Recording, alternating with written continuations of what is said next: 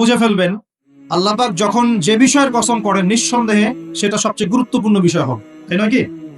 আল্লাহ পাক এখানে সময়ের কসম করছেন, মানে সময়টা আমাদের জীবনে খুবই ইম্পর্টেন্ট একটা জিনিস। সত্যি কথা বলতে আমাদের লাইফের সবচেয়ে ইম্পর্টেন্ট জিনিস হচ্ছে কি? টাইম বা সময়। আমরা যখন মায়ের গর্ভে ছিলাম এবং আমাদের বয়স ছিল 4 মাস 10 দিন, তখন আল্লাহর পক্ষ থেকে একজন ফেরেশতা এসেছিলেন, এসে মায়ের গর্ভে রূহটাকে ফুঁকে দিয়েছেন এবং 4টা বিষয় লিখে দিয়েছেন। 1 নাম্বার, এই গর্ভের সন্তানের হায়াত কতটুকু হবে। 2 নাম্বার, তার রিজিক কি কি হবে। 3 নাম্বার, সে সৌভাগ্যবান হবে না দুর্ভাগ্যবান হবে। 4 নাম্বার, সে দুনিয়াতে কি কি আমল করবে। এই 4টা বিষয় লিখে দেওয়া হয়েছে। এর মধ্যে সবচেয়ে ইম্পর্টেন্ট বিষয় হচ্ছে হায়াত, সময়। সে কতদিন বাঁচবে।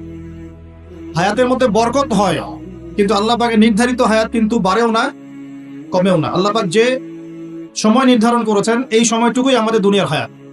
আল্লাহ পাক নির্ধারণ করে বলেছেন লিয়াবলুয়াকুম আইয়ুকুম আহসানু আমালা। এই হায়াত মওত সৃষ্টি করার বিষয়টা হচ্ছে আল্লাহ পাক দেখতে চান দুনিয়াতে তোমাদের মধ্যে কাজে কে শ্রেষ্ঠ, কাজে কে উত্তম, আহসান কে, কাজে সেরা কে। আল্লাহ পাক দেখতে চান না আমলের মধ্যে এভারেজ কে, গতানুগতিক কে। আল্লাহ পাক দেখতে চান আমলের শ্রেষ্ঠ কে।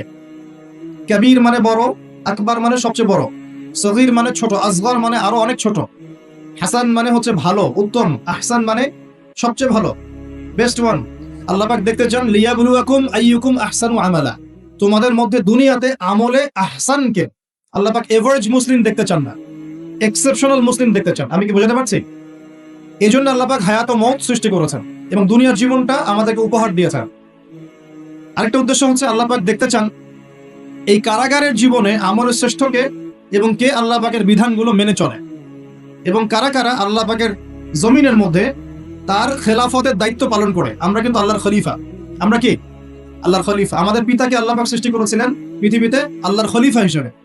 আল্লাহর খলিফার কাজ কি? শুধু ইবাদত করাই খলিফার কাজ নয়।